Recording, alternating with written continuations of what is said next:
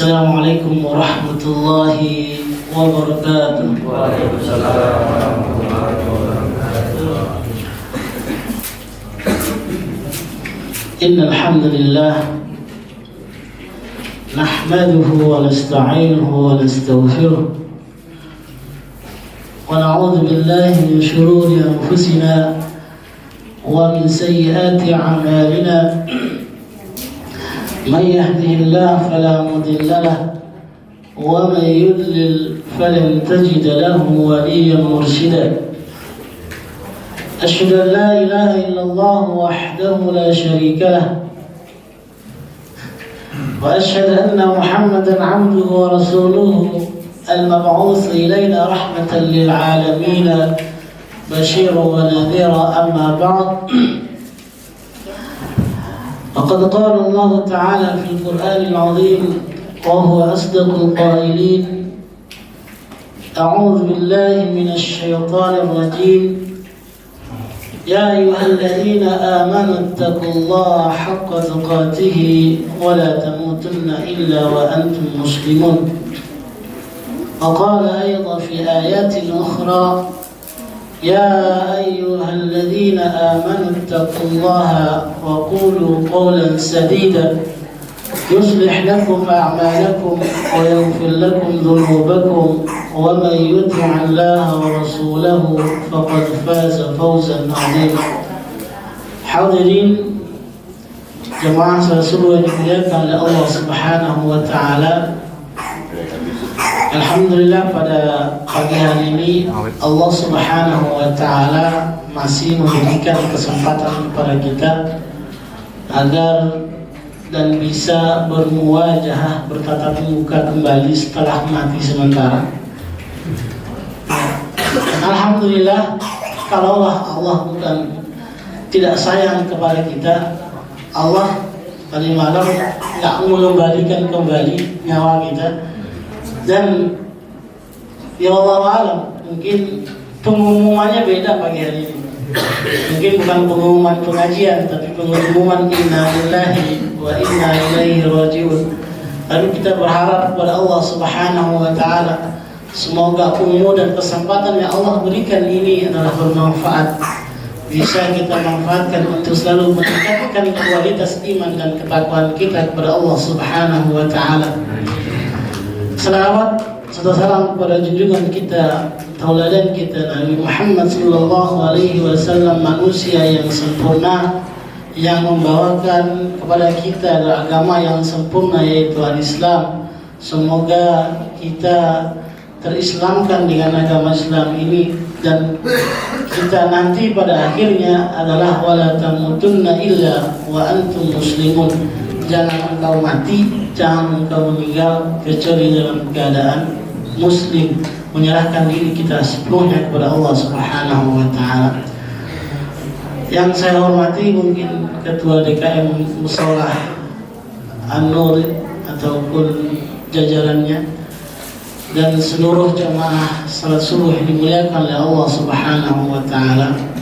Masya Allah, ini minumannya 3, minumannya 2, ini gimana ya? Jadi alhamdulillah, warna kuning, warna ya, alhamdulillah semuanya kita bersyukur kepada Allah Subhanahu wa taala. Hadirin dan hadirat yang dimuliakan oleh Allah Subhanahu wa taala, sebelum kita memulai pembahasan, saya juga bingung membahas masalah apa, karena likulli syai'in idza matamma nuqsan. Ketika seseorang itu berhadapan dengan para senior ataupun para gurunya, yang di depan saya ini bukan siapa tapi para guru saya. Ketika kita berhadapan dengan guru, pasti semuanya itu junior pasti merasa hilang ilmunya, dia bingung mengatakan apa. Tapi insya Allah, jadi pada pagi hari ini tidak ada yang kita sampaikan kecuali sama-sama kita belajar, sama-sama kita membahas masalah yang kita anggap itu adalah sebuah yang akan mengangkatkan kita, derajat kita kepada Allah Subhanahu wa taala. Mungkin sebelum dimulai, karena tadi ada disampaikan bahwasanya nanti akan ada beberapa pertanyaan. Maka pertanyaan itu saya majukan. Jadi sebelum kita mulai, silakan yang mau bertanya boleh bertanya sekarang. Ya kan. Betul. Itu kita ini selama orang Islam ini kadang-kadang kalau di dalam masjid dan sekolah kan rajin, tapi di luar kadang-kadang suka lupa gitu. Nah itu anehnya apa tuh, apa ada doa atau ada apa, hati kita ini suka dibolak-balikan terus kan. Di sini kalau ngajinya rajin begitu udah kita kerja apa kadang-kadang suka lupa. Mungkin ada apa ya, apa atau apa. Kalau ada yang lain,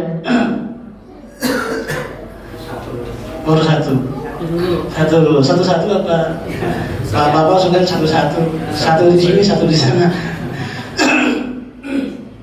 Baik, alhamdulillah. Pertanyaan yang pertama adalah bagaimana sih sebenarnya kita kok di masjid atau musola kita takwanya luar biasa, pakai peci, pakai jubah ya so. Padahal di luar nauzubillah menjadi. Tapi kita tidak berharap seperti itu. Ketika Rasulullah SAW mengutus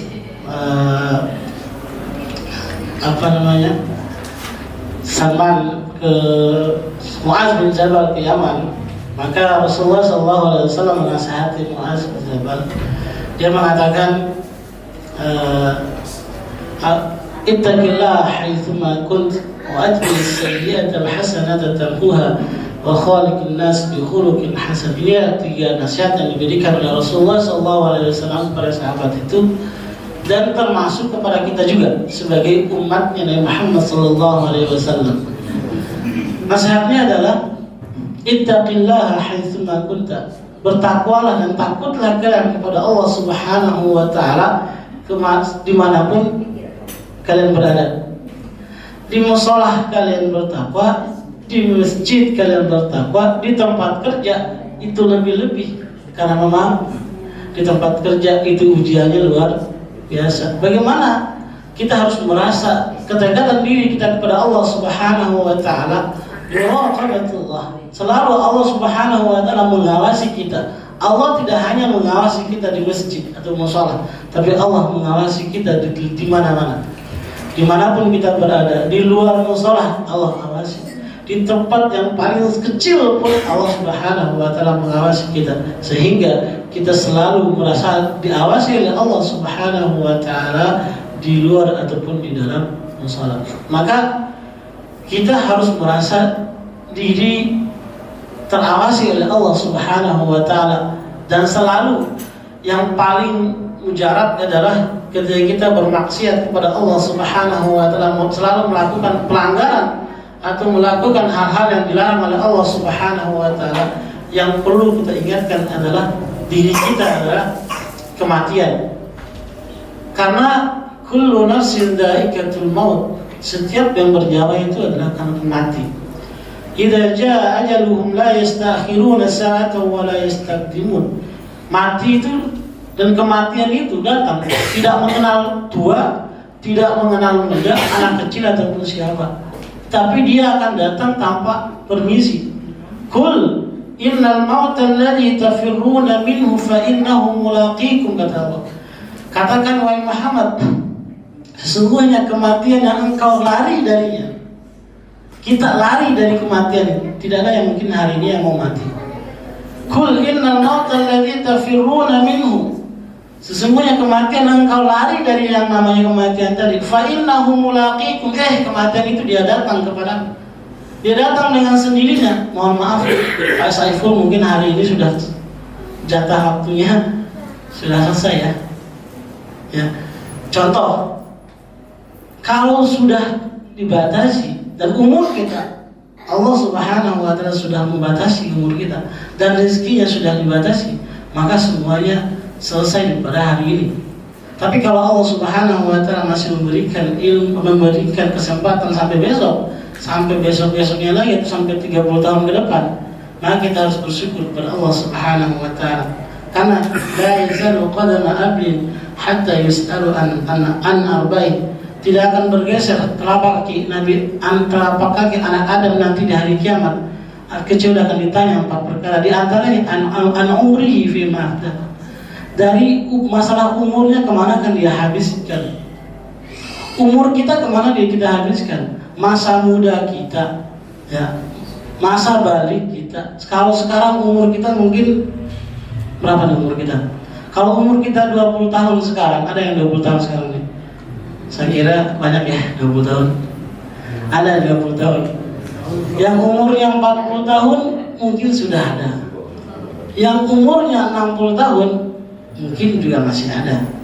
Tapi kata Rasulullah SAW, "A'maru ummati baina 60 wa 70." Umur umatku antara 60 sampai 70. Rasul saja mengatakan begitu. Kalaupun ada yang lebih dari 70 ke 80 nanti 85, tapi sudah itu selesai. Kalaupun lebih daripada itu sedikit sekali dari 70. Ini sudah dikatakan oleh Rasulullah SAW. Maka kesempatan yang sedikit ini, ya, kehidupan kita di dunia ini hanya sementara. Wa mal hayatud dunya illa mata'ul ghurur. Tidak lain kecuali kehidupan dunia ini tidak lain tidak bukan kecuali kehidupan yang sementara. Yang nantinya akan dipertanyakan oleh Allah Subhanahu wa taala. Umur kita 40, umur kita 30, umur kita 50, umur kita 60, 70, 80, 100 tahun yang ditanyakan oleh Allah Subhanahu wa taala. Jadi tidak ada kesempatan yang diberikan oleh Allah Subhanahu wa taala nanti kecuali kita akan mendapatkan hasil dari jerih payah kita beramal di dunia ini. Sebentar lagi contohnya. Hadirin dan hadirat dimuliakan oleh Allah Subhanahu wa taala. Dari ayatnya, "Qul innal mauta alladzi tafirruna minhu fa innahu mulaqikum." Ya kan? Akan kembali kepada Allah Subhanahu wa taala, "Tsumma turadduna ila 'alimil ghaibi wasyahada fayunabbiukum bima kuntum ta'malun." Akan diuji, akan dipertanyakan kembali oleh Allah Subhanahu wa taala dengan apa yang kita kerjakan di dunia ini. Wa anfiqu mimma razaqnakum min qabli an yatiya ahadakumul maut fayaqula rabbi laula akhartani ila ajalin qarib. Nanti supaya tidak ada penyesalan nanti ketika kita bertemu dengan Allah Subhanahu wa taala.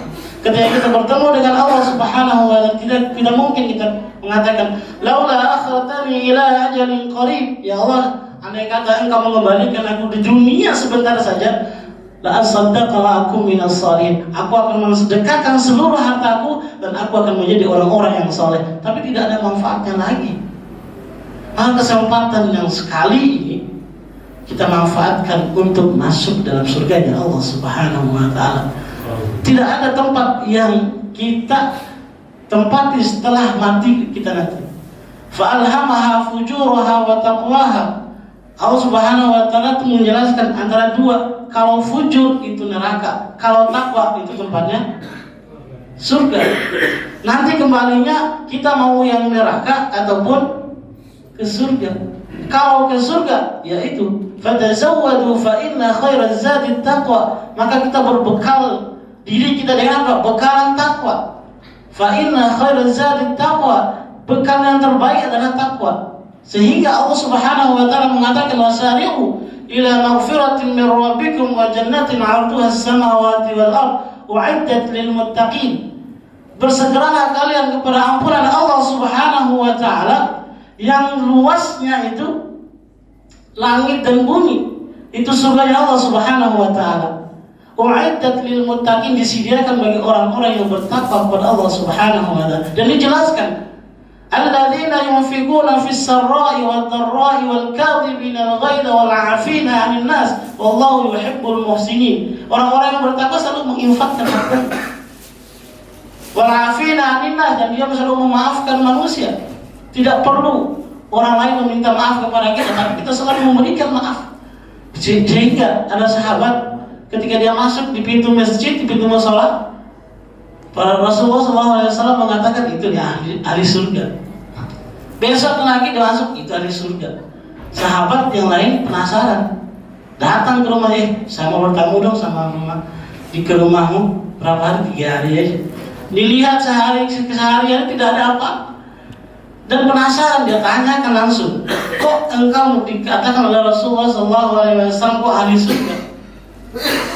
Dia juga bingung dan dia pikirkan kembali apa sih sebenarnya amalan dia seharian.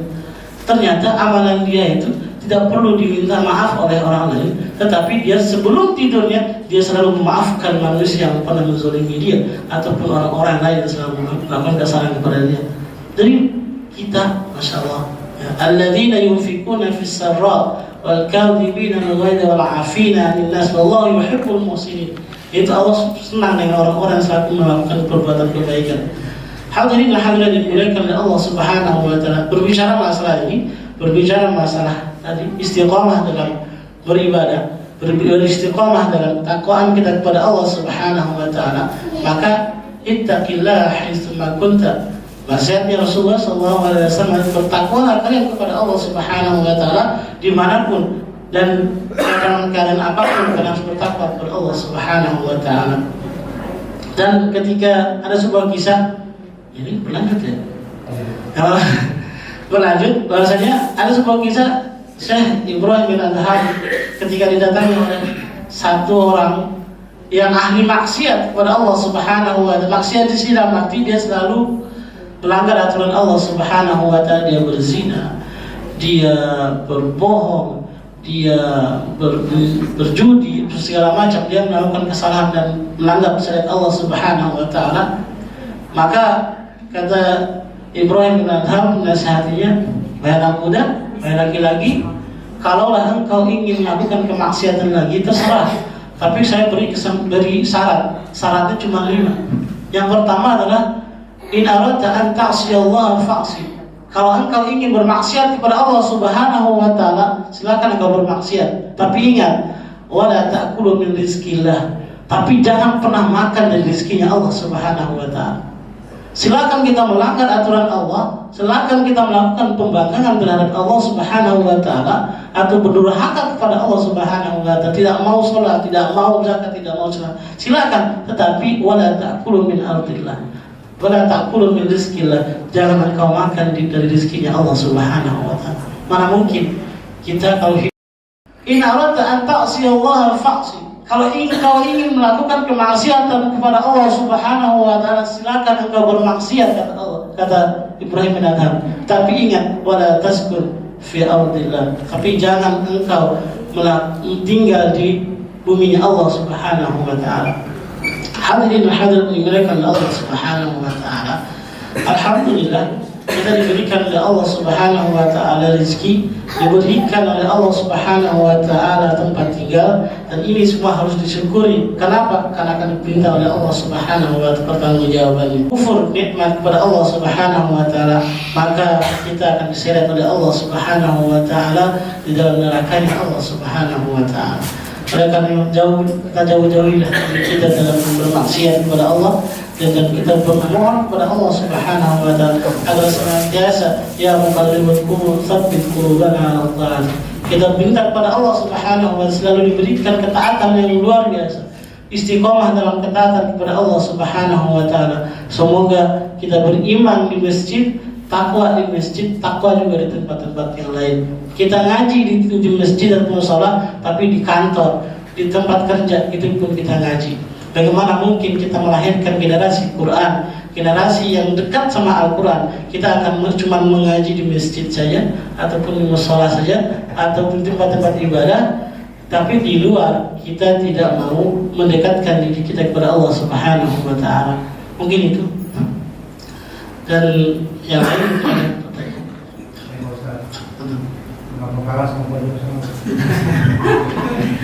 ini ada ayat yang kelihatannya sering kali kita dengar gitu. Kemudiannya mungkin janganlah mati kecuali dalam negara muslim.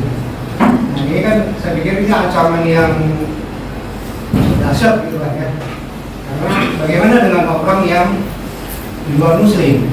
Kemudian kita sendiri yang sudah muslim, apakah cukup tenang-tenang aja karena sudah ada jaminan ini gitu kan? Jelaskan. Awal pertanyaan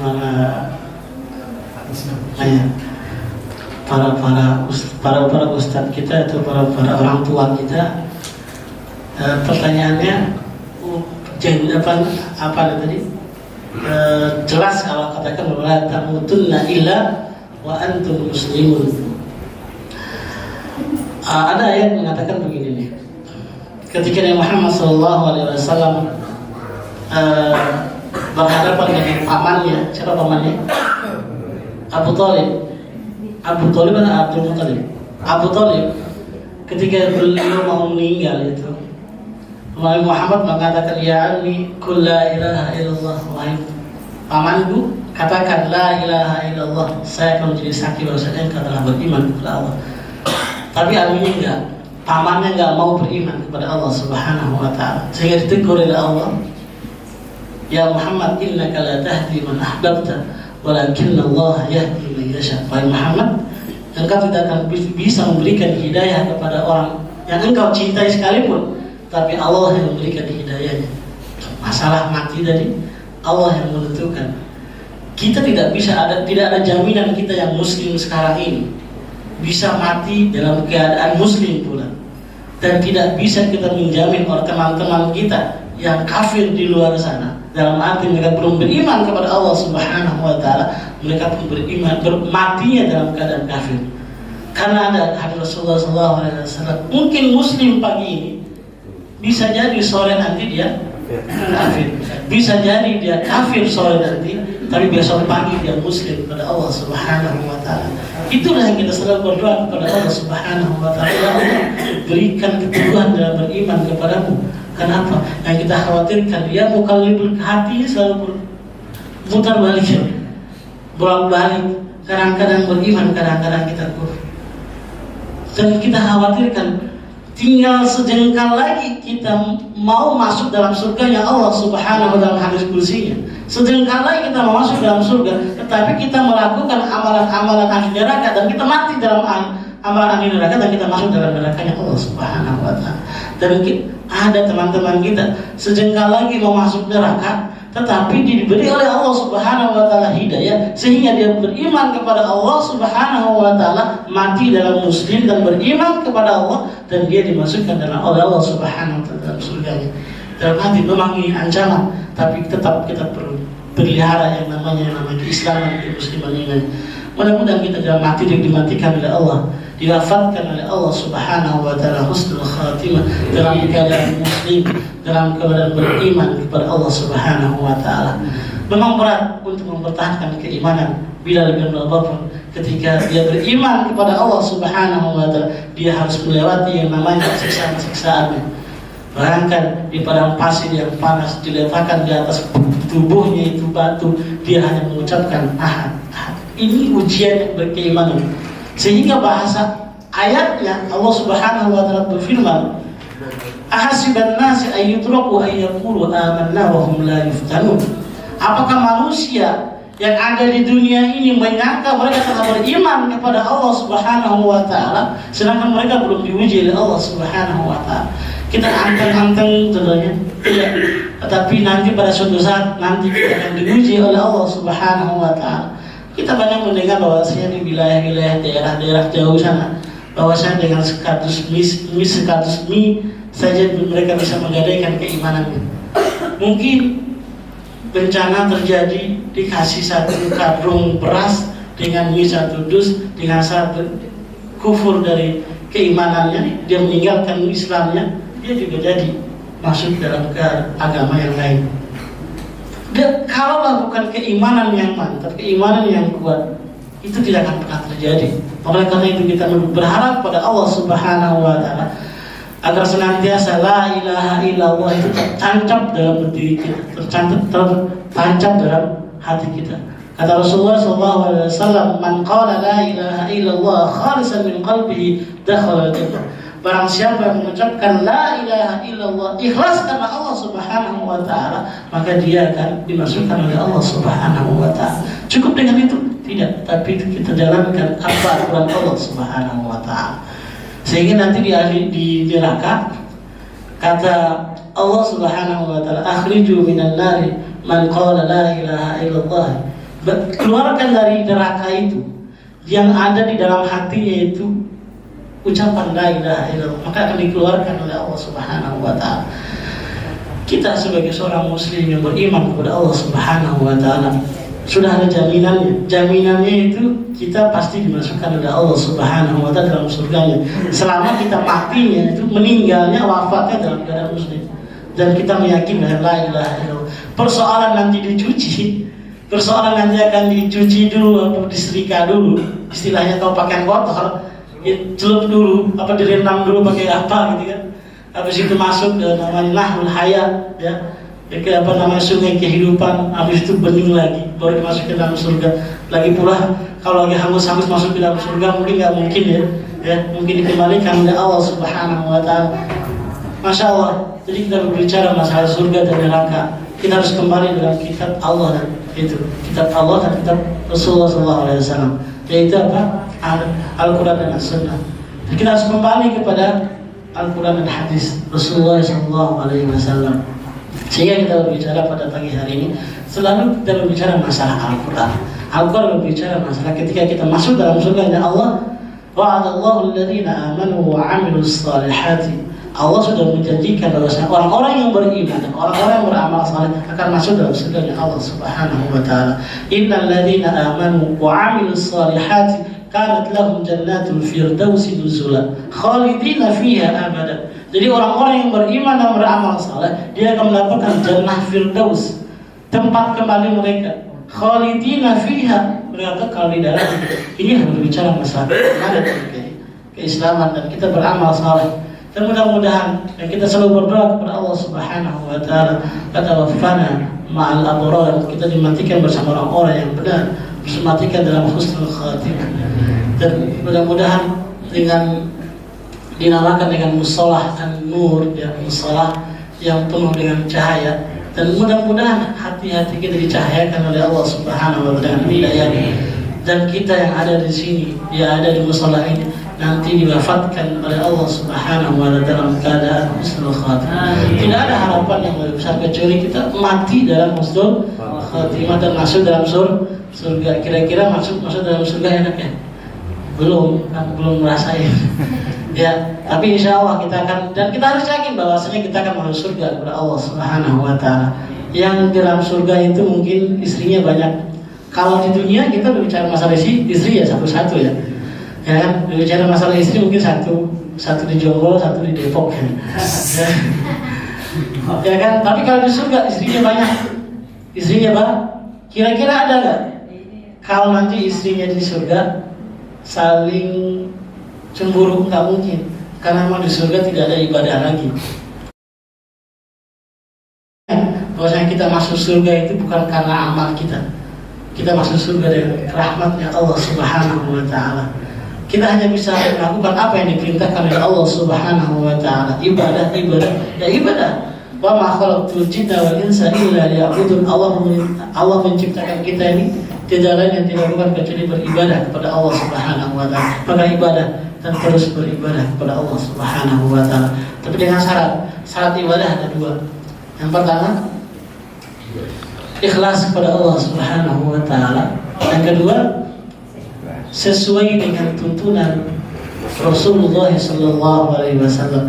Kalau tidak dua ini, maka man 'amila 'amalan laisa 'alaihi amruna fa huwa raddun, kata Rasulullah. Barang siapa yang melakukan amal ibadah apapun, segetol-getol apapun, tapi tidak sesuai dengan tuntunan Rasulullah sallallahu alaihi wasallam, fa huwa raddun, maka amal itu ditolak oleh Allah Subhanahu wa Ta'ala. Auzubillahi min dzalik. Kita beribadah qiyamul lail pagi mesti bangun pagi, qiyamul lail malam malam, terus paginya duha, terus ngaji, tetapi tidak sesuai dengan tuntunan Rasulullah, maka percuma saja, tidak akan nilai oleh Allah Subhanahu wa Ta'ala kosong.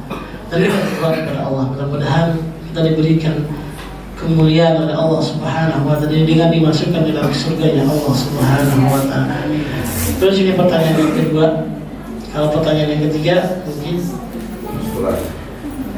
bisa di kita ini Allah meninggalkan wasiat Al-Quran dan hadis. Sedangkan kalau hadis itu kan perkataan Rasul berupa hukum. Kenapa bisa Allah tinggalkan dua perkara, Al-Quran dan As-Sunnah? As-sunnah kan kedudukannya lebih tinggi daripada al-hadis.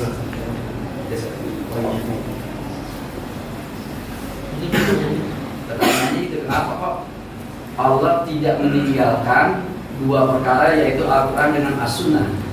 Karena kedudukan As-Sunnah lebih tinggi daripada kedudukan Al-Hadis.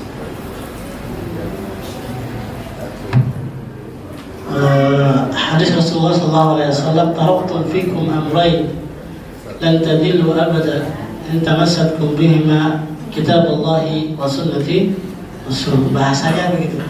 Jadi aku meninggalkan dua perkara. Jikalau kalian berpegang teguh dengan yang dua perkara ini, maka engkau tidak akan pernah tersesat selama-lamanya. Yaitu apa? Al-Quran dan hadis. Al-Quran, taraktu fikum amrayn tamassaktum bihima dan tadillu abadan kitaballahi wa sunnah. Bahasanya itu sunnah. Ya. Jadi bahasanya memang yang ditinggalkan itu bukan hadis, tapi ditinggalkan adalah sunnahnya Rasulullah SAW. Dan perlu dipahami bahwasanya wa ma yantiqu 'anil hawa in huwa illa wahyu yuha.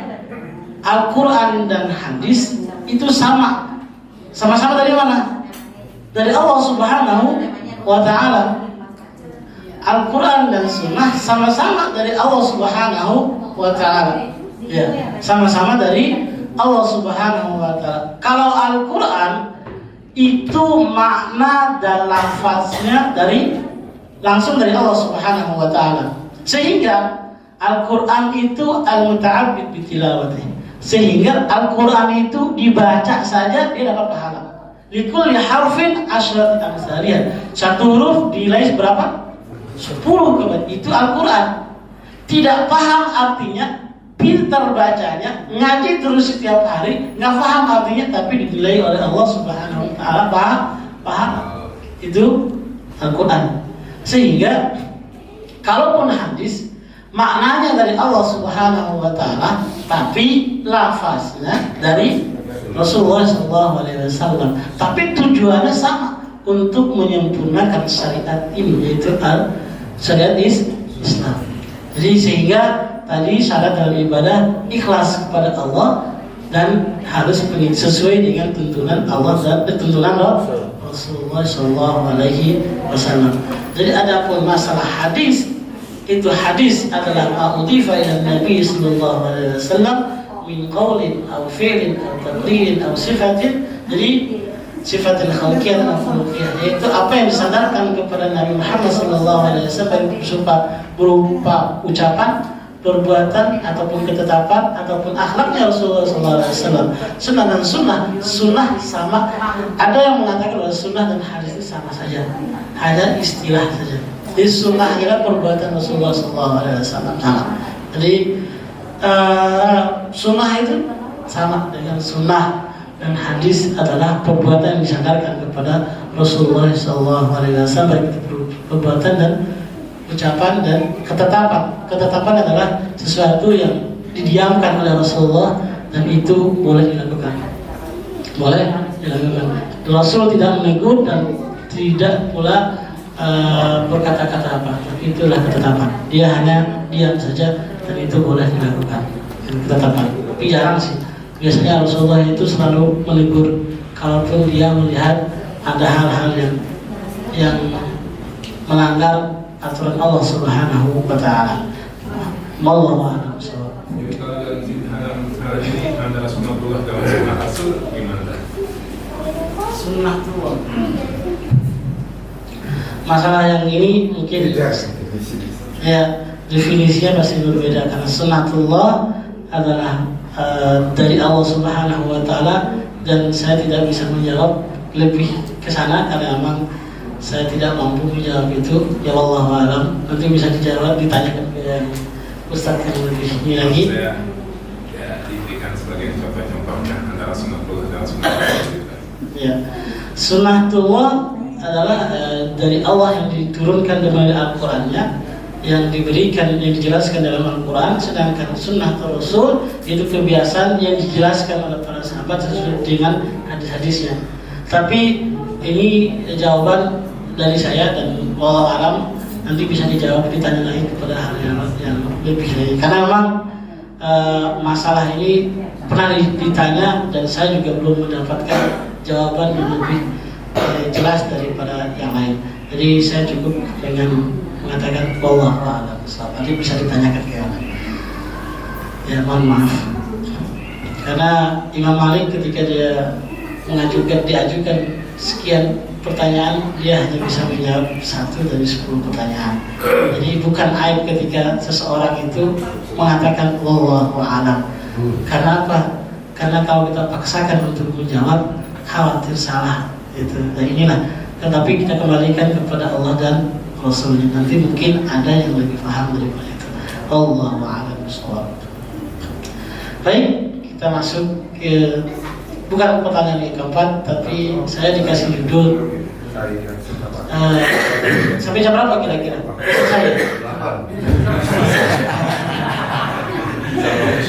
Sampai waktu suruh. Waktu suruh jam berapa sekarang? 5.38. Jam 5.40. Alhamdulillah. Nggak tambah lagi. Ya, tapi alhamdulillah saya dikasih judul membangun keluarga Quran, yaitu kita bagaimana kita dengan generasi ataupun keluarga yang Quran. Jadi banyak kita lihat bahwasanya selama ini ada yang hafiz Quran, selesai hafalan 30 juz sudah dikatakan keluarganya Allah ataupun hafiz Quran. Dan bukan sebuah kebanggaan untuk menjadi orang yang menghafal Al-Quran. Kenapa? Banyak dari orang yang menghafal Al-Quran yang pada akhirnya nanti jangan, tapi bukan juga nanti kita nggak menghafal Quran, ya. Tapi mudah-mudahan kita bisa menjadi ahli Quran. Yang kita khawatirkan adalah kita menghafal Al-Quran tapi bukan karena Allah Subhanahu Wa Taala agar dikatakan qari, hafiz Quran, terus kita bisa imam dengan suara yang bagus, tidak. Tapi kita berharap kepada Allah Subhanahu Wa Taala. Itu syarat dalam menghafal Al-Quran adalah niat yang ikhlas. Niat yang ikhlas. Kalau tidak melewati itu dulu, maka tidak dianjurkan untuk menghafal Al-Quran. Hadirin dimuliakan oleh Allah Subhanahu Wa Taala. Rasulullah SAW bersabda, Inna lillahi. Jangan lupa ini hadisnya. Hadis ini bukan ayat.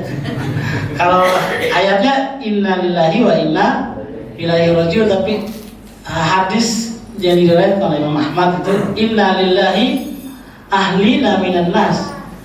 Sesungguhnya Allah itu punya keluarga dari manusia. Dari bentuk kita ini, Allah Subhanahu Wa Taala mengatakan saya punya keluarga di bumi. Di manusia itu saya punya keluarga, kata Allah Subhanahu Wa Taala. Karena bahasa ayatnya begini, walaqad istafaina min ibadina, ya.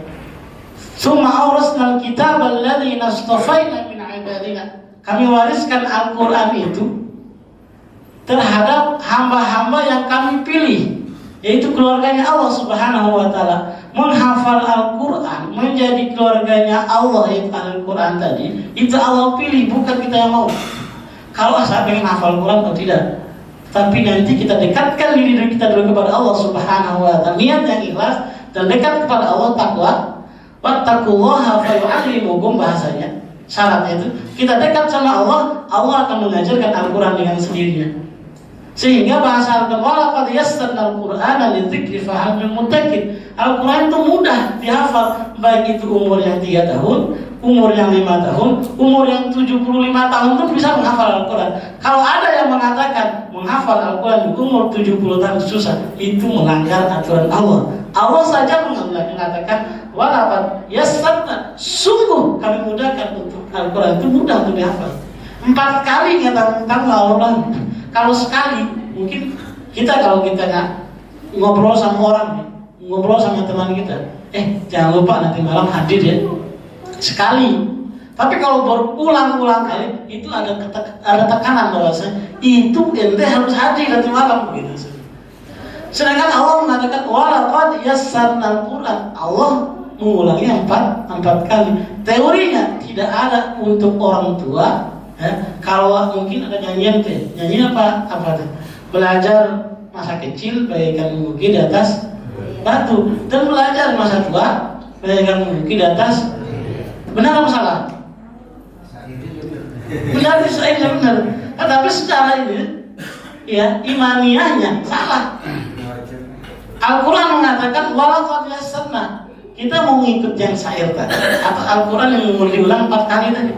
Jadi besok ya kita ini mungkin yang sudah umur 40, 70, kalau ada yang mengatakan susah menghafal Al-Quran, bagaimana mungkin kita mengatakan susah sedangkan Allah yang menurunkan Al-Quran ini mengatakan mudah. Siap untuk menghafal Al-Quran? Siap. Sudah pikun Pak. Pikun mana bisa menghafal Al-Quran. Ya, mungkin saya kira kalau di masalah ini belum ada yang pikun ya. Jadi kita harus benar-benar niat karena Allah Subhanahu wa Ta'ala, dan kita mendapatkan kemuliaan di sisi Allah ketika kita bersentuhan dengan Al-Quran. Al-Quran diturunkan oleh Allah Subhanahu dari Allah yang Maha Mulia, maka dia jadi mulia. Dan mulianya Allah diturunkannya Al-Quran melalui malaikat Jibril. Malaikat Jibril menjadi malaikat ketuanya para malaikat, diangkat oleh Allah Subhanahu wa Ta'ala ketua, dan dia jadi mulia Ruhul Qudus. Dan Al-Quran diturunkan kepada siapa? Nabi Muhammad SAW. Ketika Nabi Muhammad mendapatkan Al-Quran, maka Nabi Muhammad jadi manusia terbaik, ya, Rasul terbaik, Nabi terbaik. Nah itu Nabi Muhammad SAW. Kenapa ada bersentuhan dengan Al-Quran?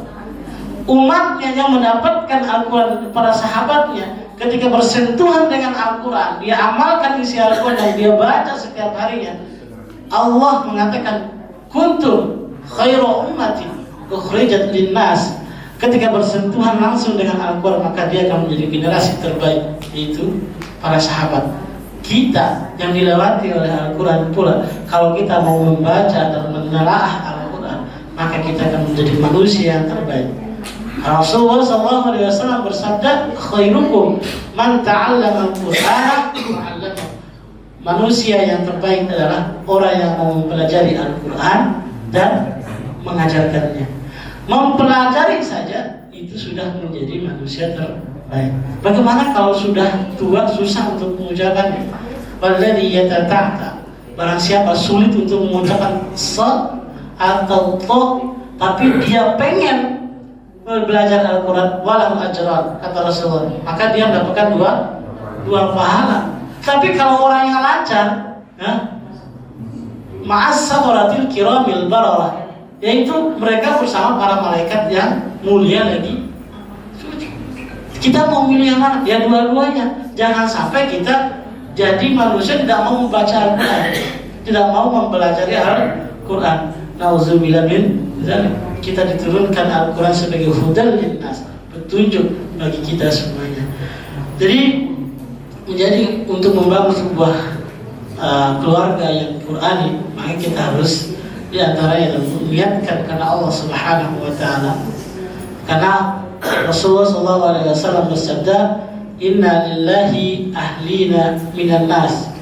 Maka para sahabat mengatakan, para sahabat mengatakan, man hum ya Rasulullah, siapa mereka itu ya Rasulullah? Yang dikatakan keluarga kan dinyatakan oleh Allah Subhanahu wa Ta'ala sebagai keluarganya. Hum ahlul Quran, ahlullahi wa khasatuh. Mereka itulah orang ahli Quran. Itu adalah keluarganya Allah dan kekasihnya Allah Subhanahu wa Ta'ala. Kalau diakui oleh Allah Subhanahu wa Ta'ala sebagai keluarga, kira-kira nanti kita mau masuk neraka itu dipanggil apa enggak? Lu bayangin aja dulu. Oh, jangan nanti Allah akui, kita diakui sama PRT ya. Kita bahas. Oh, ini PRT ya. Assalamualaikum PRT.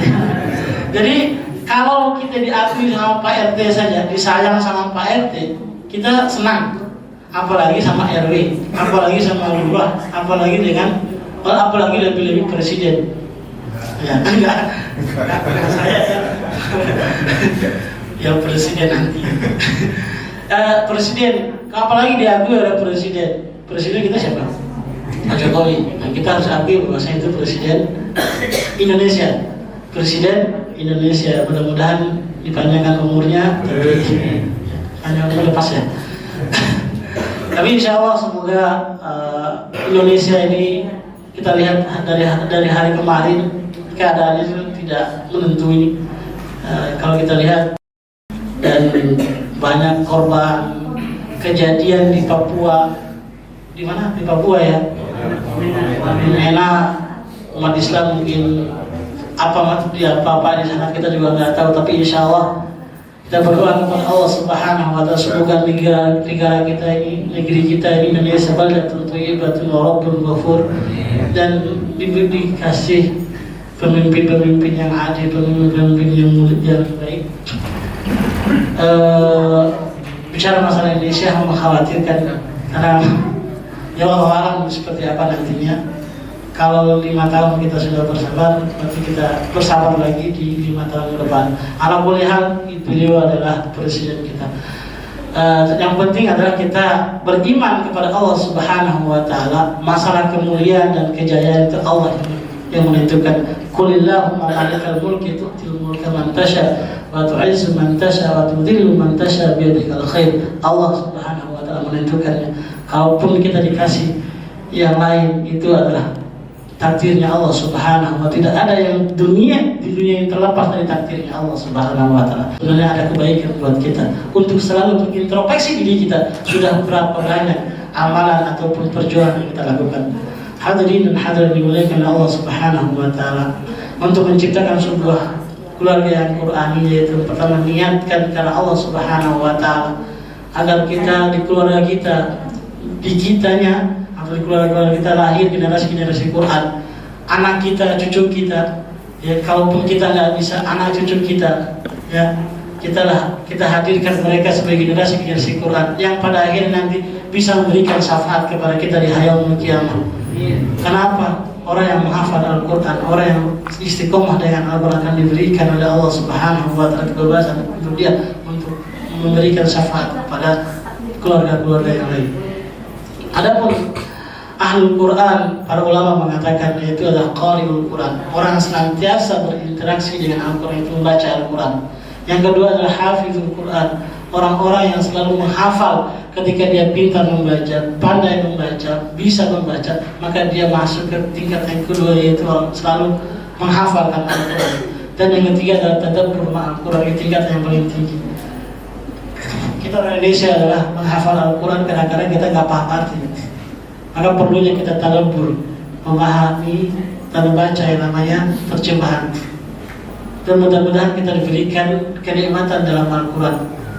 Jadi ketika Utsman bin Affan mengatakan la sahhat qulubana ma sami'na bil-Quran. Jadi ketika hati kita ini bersih, maka kita tidak akan pernah bosan membaca Al-Quran. Bagaimana mungkin kita bosan dengan cerita-cerita dari Allah Subhanahu wa Ta'ala, masalah kenikmatan surga? Bagaimana mungkin kita tidak paham saja dengan membaca Al-Quran? Allah kasih pahala di kulli harfin asyrat amsaliyah, satu huruf dinilai 10 kebaikan. Masya Allah, satu huruf. Bagaimana kalau 1 juz kita baca? Bagaimana kalau 5 juz kita baca? Bagaimana kalau 10 juz kita baca? Apalagi sampai menghatamkan 30 juz, berapa itu hurufnya? Dan dikali saja, kali 10. Kalau itu kita bacakan setiap hari dan hatam, dan paling cepat menghafalkan Al-Quran itu adalah sepekan. Kalaupun cepat lagi 3 hari, 10 juz sehari, 10 juz sehari, 10 juz sehari, 30 juz ya. Kalau Imam Syafi'i di hari biasanya itu hatam sehari, 30 juz sehari. Pas Ramadan dia hatamnya 2 kali. Dah kita nungguin Ramadan setahun, ya kan? Kita nungguin Ramadan kan, hataman Ramadan tahun ini ya. Pas di malamnya 27, nah cucunya ngajak, oke, sana yuk ke mall ya, nggak jadi hatamnya, tahun depan lagi, ya. Terus kita mau masuk surga bulan, surganya Firdaus mintanya, ya. Tapi hatam Quran juga belum, ya. Mudah-mudahan, tapi kalau terjadi di sana, tapi kalau di sini, di Musola Anur setiap bulan mungkin hatam, sehari 1 juz, sehari 1 juz, sehari 1 juz. Sangat gampang sebenarnya untuk tilawah 1 juz sehari. Jadi kita punya sholat diwajibkan oleh Allah Subhanahu wa Ta'ala 5 waktu. 1 juz itu 10 lembar. Setiap habis sholat kita baca 2 lembar. Setiap habis sholat 2 lembar. Maka 5 kali sholat 10 lembar, berarti 1 juz dalam sehari. 1 juz itu banyak, alhamdulillah. Ya, jadi 1 juz itu banyak dan panjang. Jadi insya Allah semoga bernilai pahala. Baik, yang pertama dari niat karena Allah Subhanahu wa Ta'ala, dan yang kedua adalah pantaskan diri kita agar dipilih oleh Allah Subhanahu wa Ta'ala. Dengan apa? Dengan bertakwa kepada Allah Subhanahu wa Ta'ala. Kalau kita sudah pantas dinyatakan sebagai keluarganya Allah, maka Allah pilih dan Allah kasih itu ilmunya. Allah kasih kemudahan dalam menghafal Al-Quran.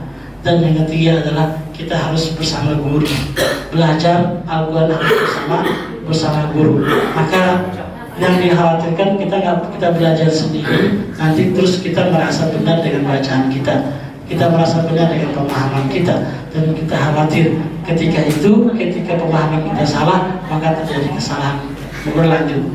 Mungkin ini untuk menciptakan sebuah generasi Quran ataupun keluarga Quran, kita harus punya 3 tadi. Insya Allah dengan 3 tadi, insya Allah sempurna. Yang pertama adalah niat yang ikhlas, terus memantaskan diri kita, pantaskah kita dipilih oleh Allah Subhanahu wa Ta'ala sebagai keluarganya. Kalau sudah jadi keluarga Allah, pasti masuk surga itu. Terus yang ketiga adalah kita harus cari guru yang benar-benar di bidangnya, khususnya di bidang Quran. Hadanallahu wa iyyakum ajmain. Karena memang tadi sudah ada pertanyaan di awal, maka di akhir tidak perlu ada pertanyaan lagi. Kalau sudah bel itu tanda keluar. Hadanallahu wa iyyakum ajmain. Wa'alaikum. Mohon maaf kalau memang ada kata-kata saya yang salah, karena memang kami masih belajar dan terus belajar, dan thalabul ilmi fardhatun 'ala kulli muslim wal muslim, ya. Dan kita tutup dengan doa. Mungkin doanya kita minta ke Pak RT biar lebih berkah.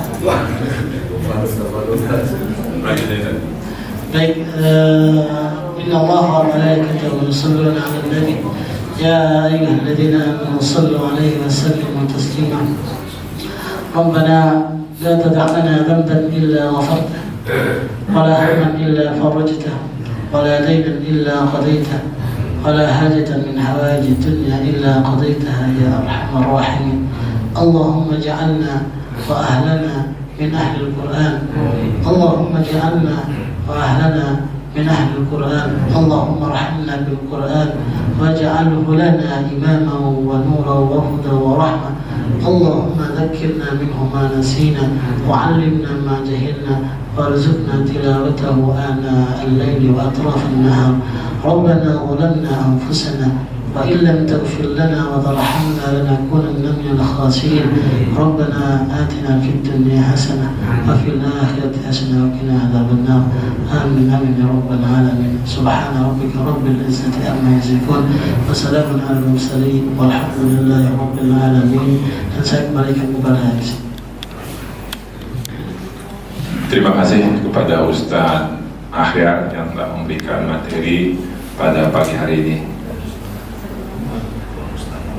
Bonus. Ibu-ibu kayaknya belum ada kesempatan Ustadz. Oh. Apanya? Oh enggak ada. Demikian kajian kita pada pagi hari ini. Apa Pan? Ngomongin jelas Pan? Makan dulu. Oh gitu. Demikian kami tutup. Wabillahi taufiq wal hidayah. Assalamualaikum warahmatullahi wabarakatuh. Silakan yang mau sholat suruh.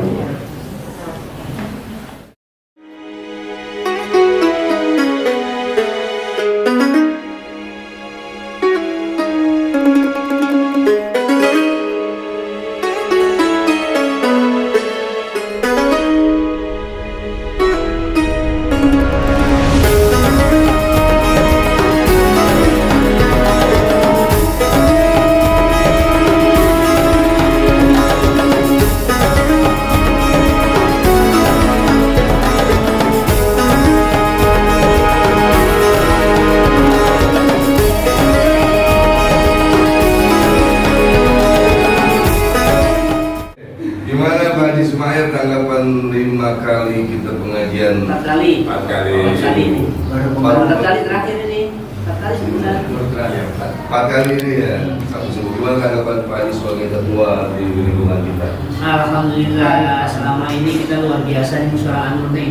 Dengan adanya kebersamaan, dengan adanya proyek Pak Ustadz, baru pertama kali kita mengadakan hari Sabtu ini kuliah subuh itu luar biasa.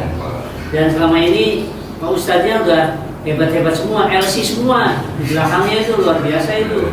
Ya kan, dan terakhir ini kita orang masih muda, Pak Akhir ini. Pak Ismail. Ini nggak sih? Lagi cemas. Dirikan cecep. Jadi kita bersyukur, jamaah juga biasanya kalau kita ngasih depan 10 orang, 15 orang.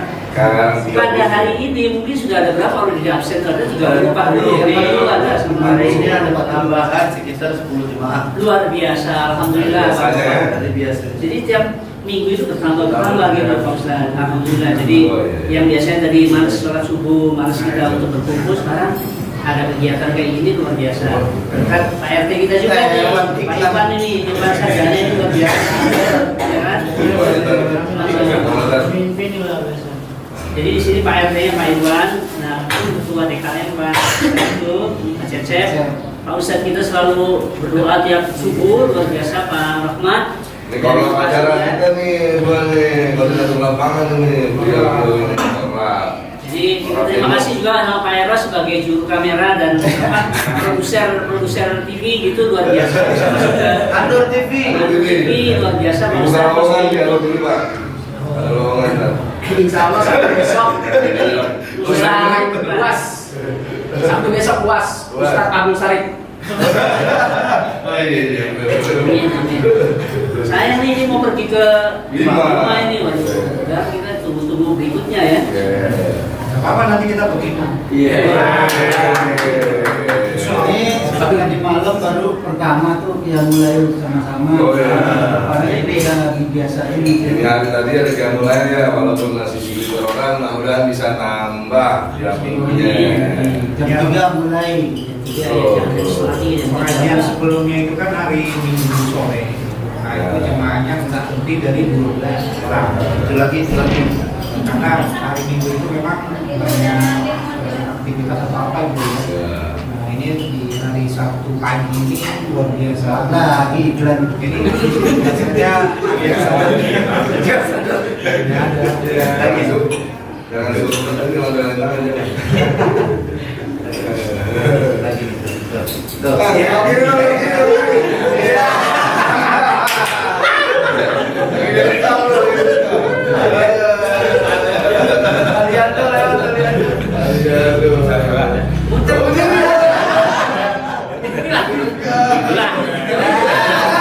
Masuk YouTube-nya nggak bagus nih.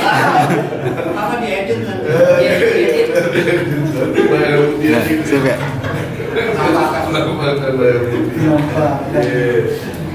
Mungkin semoga dengan adanya kebersamaan dan panitia Sabtu ini menjadi berkah di wilayah RT02 khususnya yang aktif dan yang pribadi-pribadi sini diangkat selalu derajatnya. Amin.